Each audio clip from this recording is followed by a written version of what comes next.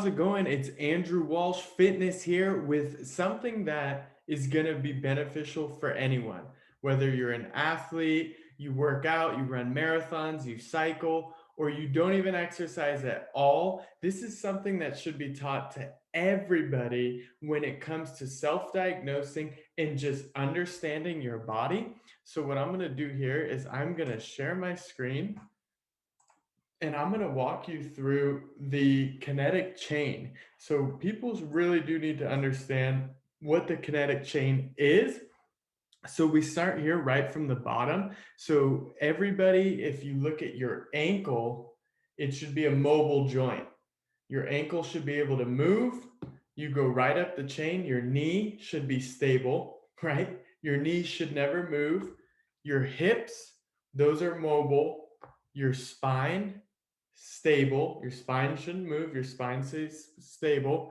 Your thoracic spine, your shoulders, mobile.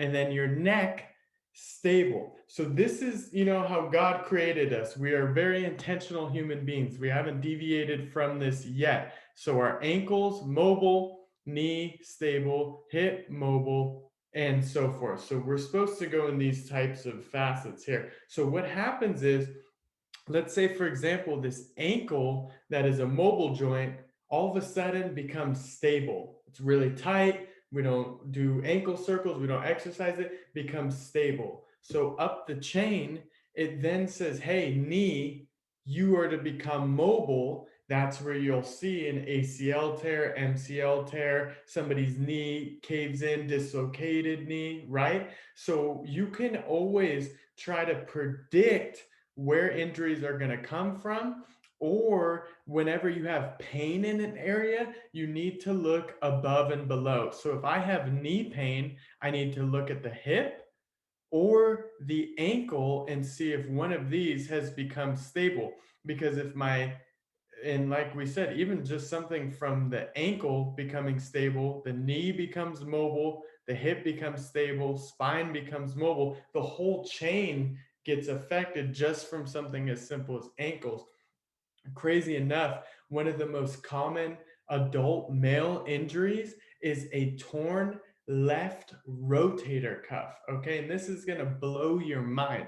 So by the age of 40, we have, as an average male, driven a lot. So they're using their right ankle, left foot, or right ankle on foot, and brake, gas and brake, gas and brake, gas and brake, makes their ankle really tight.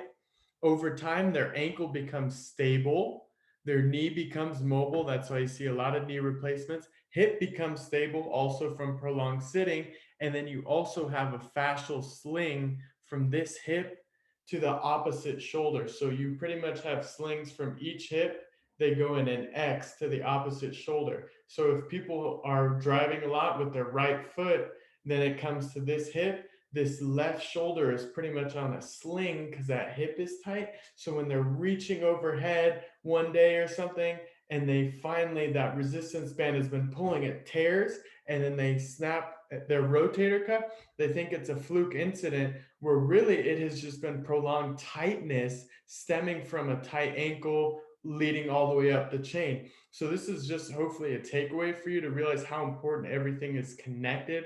Definitely reach out to me. I have a full body warm up if you are working out or training, that pretty much makes sure you're doing a full body stretch every workout. No matter what you're hitting that day, you still want to warm up the entire kinetic chain, ankle all the way up to neck, so that you're always staying loose. And one of the biggest things we see is a lot of people sit for work, and that leads to tight hips.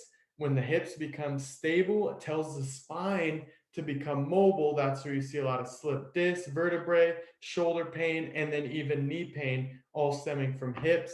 So definitely reach out. Would love to help you guys. I'm always here, Andrew Walsh Fitness. I hope you learned something today about the kinetic chain. Take care.